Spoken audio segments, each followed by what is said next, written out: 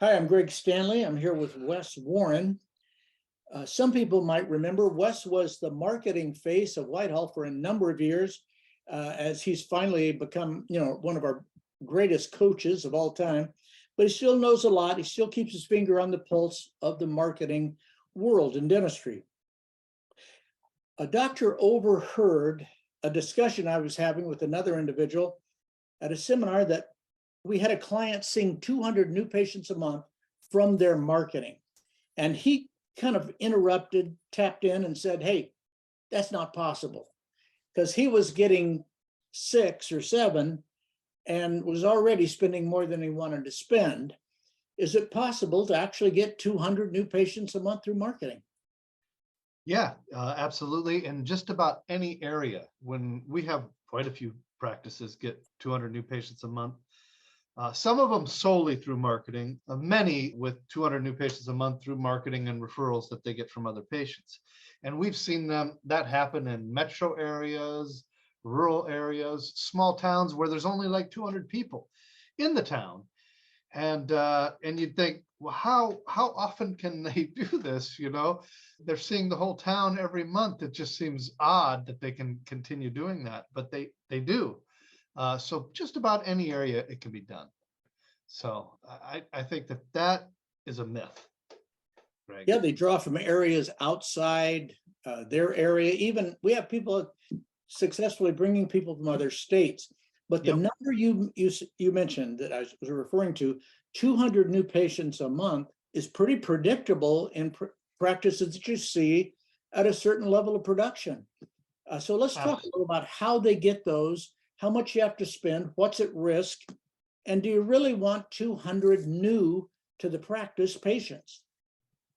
Well, I think that some practices need that. Obviously, they've got 12 operatories, 15 operatories, and they need the patient flow. It's a giant office, many doctors. But the point here is to solve any new patient problem you might have. In other words, the information we're going to give you, you can apply to your practice and throttle it back and get the patients that you need. Because yeah, 200 new patients might be way more than you need. We typically kind of have one doctor, owner doctor, at around 60, 70 new patients a month, kind of being tapped out. Usually anything above that number, they really can't produce off of the rest of the patients. It's a surplus of new patients. And with associates, it's around 30 or 40. We keep the new patient flow to those numbers. So if you're short of those numbers, yeah, this is going to be valuable for you. So first thing we look at when we're looking at increasing new patient flow to a practice is the referrals in the practice. So this is patient to patient referrals, Greg. The reason why we look at that first is because it's a good indicator on how people like the practice, just in general. And if we didn't do that and we just threw on the marketing and threw you a bunch of new patients through marketing, if there's something fundamentally wrong with the practice causing patients not to refer, the likelihood is you're going to expose a weakness when dealing with a bunch of marketing patients, and you're going to have poor case acceptance is what happens. So first thing we do is we look at referrals to a practice, and we're pretty keen on at least half of the patients being referred to the practice, and then the other half coming through other means, meaning they saw you in their insurance, they saw your sign, those kind of things, or maybe even Googled you. So at least half need to be coming by way of referral, and as a minimum around 20 new patient referrals a month. If you're short of that, that's where I would look first to fix. And fixing that could be, there's usually a couple areas that we see this being causing this number to be low. So one I would say is staff morale. Not having an atmosphere at the office that is, I want to say fun, but where people are enjoying their work. You can see the smiles on their faces, and patients pick up on that. and they like that type of atmosphere, and they go and refer to your practice because of it. When you have a dreary atmosphere, it absolutely impacts referrals. So that would be one area I would look into. If you're weak there, could be a number of things. So it could be an individual employee, could be causing the problem. So we had a webinar we did a few weeks back called toxic staff. So it could be one toxic staff person could cause that problem. It could be, well, it could be the leader. It could be the leader. It could be the doctor, the owner. It could be you coming with not a positive energy into the practice, but somewhere that's got to be fixed. We usually try to fix that through bonus. 9 times out of 10, we start up our fishbowl bonus, and every day everybody's getting a draw. Every day it's exciting, and we're trying to hit a number, and everybody can achieve bonus every day, and it creates an atmosphere of excitement inside the practice. So we absolutely are big on that. The second thing that we see referrals being limiting is through capacity, where you're not as accommodating as you should be. Meaning, if I were to call and change my appointment in hygiene and you go, oops, that's going to be 3 months from now, it doesn't give me a lot of confidence to go home and tell somebody to go to your practice, oh, but you're going to have to wait 3 months to get in. So keep that in mind, that when you get too full and it's too hard to get in, you're going to hurt with referrals for sure. And then why would you be marketing if you have a capacity problem inside the practice? So those two, they don't mesh. So there's a problem with the practice if you can't get patients in and you can't get your new patients in quickly. And then the other thing that's big is case presentation. This case presentation being too assertive and too much all at once. Let's put that way. We're asking the patient to do too much all at once, especially as a new patient, because the vast majority of referrals to a practice come from new patients. They don't come from old existing patients. They actually come from people that just had the experience in your practice. And when you bundle up care and really tightly package it and try to push larger treatment plans on people, it can definitely cause a problem with referrals to the practice. And I will also say that also can happen with your hygienist. So you're talking dentistry, they're talking soft tissue. So they can overdo that absolutely and cause this problem without you even seeing a patient.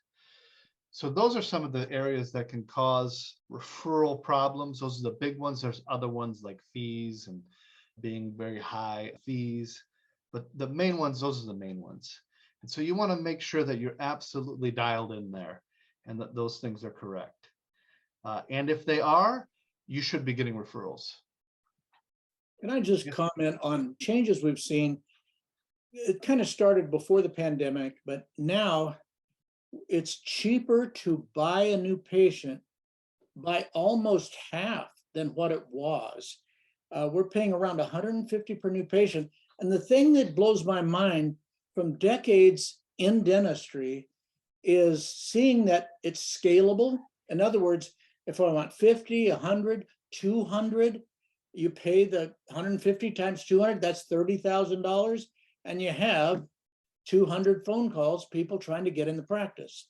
So it's almost that easy right now. There's some pitfalls, obviously, that we're going to cover to make sure you don't fall for those.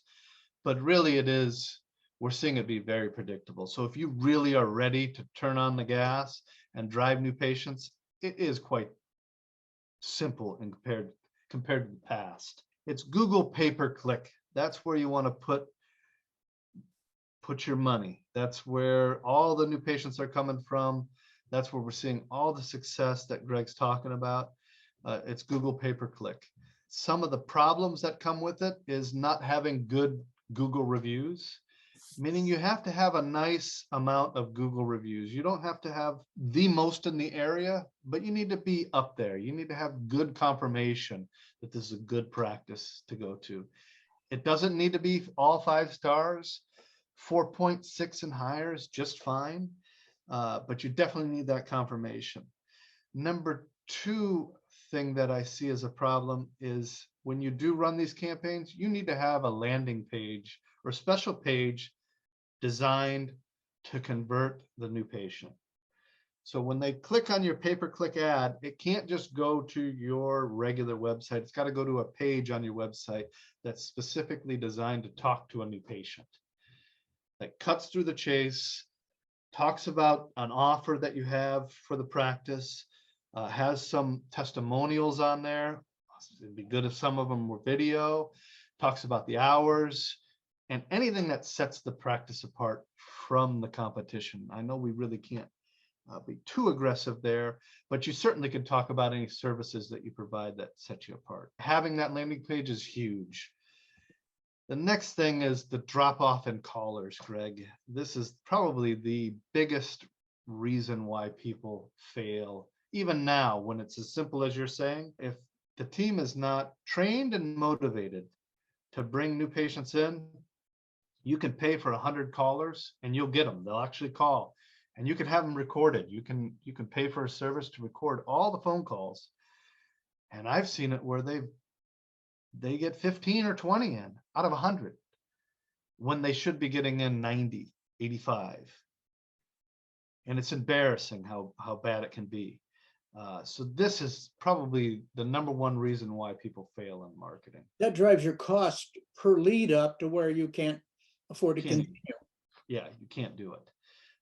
And so there's a couple simple scripts that we want to share with you so that you can train your team on and at least get them, let's say 80% trained. This is not all the scripting they need to be perfect on the phone, but this will get them getting the job done to where you can be successful in marketing.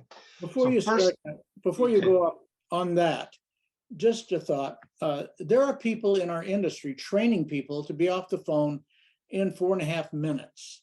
And if somebody's called from marketing versus a returning patient or a referral patient, if you get them off the phone in 4.5 minutes, you might have their name on the schedule, but the odds of them showing up are about 30%. So this idea that you can take a marketing patient, bring them in by the dozens, get them on and off the phone in just a few minutes and have a great experience, it's not going to happen. You're going to think marketing was a waste of money. Yeah, that gets into the next problem with marketing is the no-shows, which we're going to talk about after that. And that definitely, the two go hand in hand. So first, marketing patient calls are certainly they asking questions that makes your team feel like this could be a new patient. First, stop them and just say, hey, sure, I'd love to answer that for you, but may I ask how you heard about the practice? And the patient's going to say, oh, I'm a patient, or I was a patient, or they're going to say, oh, my cousin referred me, or they're going to say, I'm a marketing, I found you on Google. Obviously, that's important for various reasons. It tells the team who they're dealing with. And when they hear that they have a relationship that's weak with the practice, meaning Google, anything marketing, they know that they got to get ultra focused. They need to zone out of everything that's going on and really pay attention. And like Greg was saying, you want to be omnipresent. This is the one thing that we see as being a problem, is this on and off the phone thing, being real quick and sounding like a clinic, let's put it that way, is not good. They need to slow down their speech, talk with the patient, answer their questions, and sound like they have all the time in the world. Okay, so they've got to remember that. Okay, you're going to have a couple curveballs thrown at you that typically are tough to answer. One is insurance and being out of network, and the other one is pricing questions. So if you're out of network and they ask you, do you take this insurance? The answer is yes, we do. We do bill that insurance, although we're out of network. It does cost a few dollars more to come here. The patients, we have many patients with that exact same plan, and they feel like the quality and service we provide is worth it. What works best for you, mornings or afternoons? And hopefully they close. You won't get them all here, but you'll get quite a few, a lot more than you were getting with any kind of bumbling script they were using. And you should ask them, what do you say when somebody calls and they've got Blue Cross and we don't take Blue Cross? If they don't have that script down, just like I said, it's not going to go well for you. The other thing is they've got to remember that close. So they answer the question, slip into the close, which is what works best for you, mornings or afternoons. The next is pricing questions. On this, I've seen this done many ways. My favorite now is just ask the patient back a few basic questions that they probably won't know the answer to, which is, do you know if you're going to need a buildup or not? Do you know exactly what type of crown you're going to need? Stainless steel, porcelain fused to metal? Do you know how many roots that tooth has? All you need is a couple I don't knows. And you say, that's okay. To be fair, really nobody can give you a quote over the phone without knowing that information, because it does change quite drastically how much things cost. We'd love to have you down, see the doctor, and he or she can tell you exactly how much that's going to be, what works best for you, mornings or afternoons. They have to have that memorized, just like I said, or else you'll just lose a ton of callers. And if you can get them to memorize that, you're going to do pretty darn good. Then you go into asking them questions and learning about them and finding out their address and what insurance. You can do that all after you get the appointment. The other thing is this missed appointment thing, Greg, what you just said. We talked about being slow on the phone, slowing down your voice, all that kind of stuff. The other thing is you got to get them in quick. With marketing patients, we're seeing 2 or 3 days, 2 or 3 business days. If you can't get them in that quick, you're going to struggle with missed appointments, and lots of them. So you got to get them in ultra fast, which is a whole nother problem, obviously, of capacity issues. And there's ways to solve that. But to get 200 new patients, really, it's just like I said, you follow some of those basic rules. You find a decent company. It doesn't even have to be very good. You put the money behind it, train your team, and they'll call. You'll get the callers. Can I just comment on how we look at it? We look at it, how many calls you got, even though a staff person, especially somebody uninitiated, might say, oh, they were all bad people. They were bad patients. They were price shoppers. They'll come up with something. But how many calls did you get, and how many converted to real appointments? And if it's below 90%, like well below, like 50, 60, 70, let's face it, the cost of your marketing has doubled. Whatever you were spending per patient, it just doubled. So that's where the scripting that Wes is talking about and how you close the call is a big thing. You can't market if it doubles. In other words, this is what happens to most people out here, is they do marketing and your team will swear they didn't get 1 call, or they'll swear they only got 5 calls. Been down this road so often, and they believe that. And I believe they believe that. But when you go back and look at the call log, you look at all the recordings from those phones, it's not that. It's not. And most offices literally are paying double per new patient than they should, just like you're saying. And therein lies why most people fail. That's as far as getting patients through the door. It's kind of sad if you think about it, because from what you and I know, this is the golden age of marketing. There's not many golden ages out there. This is one of them. It's now more predictable based on a certain amount invested per phone call than we've ever seen. We used to do direct mail, newspaper, all these different things, and they were such a dice throw compared to what we're doing now. It's like a rifle shot. We can get a predictable number of people with a predictable amount of money, as long as you can turn them. And as far as marketing companies go, if they're not showing up the first month, the new patients, I wouldn't give them much longer, the marketing company. So don't waste your time. They'll have all this, oh, we got to work on the SEO, the back end, see the two work together in unison, and we got to get that perfect. No, they'll string you along for months and months that way. It ought to work right away. If it's not working, you got to find a different company. And don't sign up for long-term commitments with these folks. It should work pretty much right away, right out of the chute. You're going to find that the problem is capacity, most offices now, meaning we're short hygiene days. There's all these patients out there that want to get into offices, but all the offices are too full with their own patients. And most offices, that's where they're at. And so we're having to create blocks in the schedule and literally hold off new patient appointment slots so that we have the availability to attract the patients that we want, as far as the number we want to hit per month for new patients. So yeah, it's as predictable as it's ever been.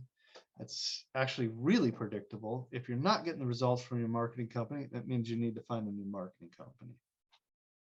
Once you fix these things I talked about with the phone and things like that and capacity, yeah.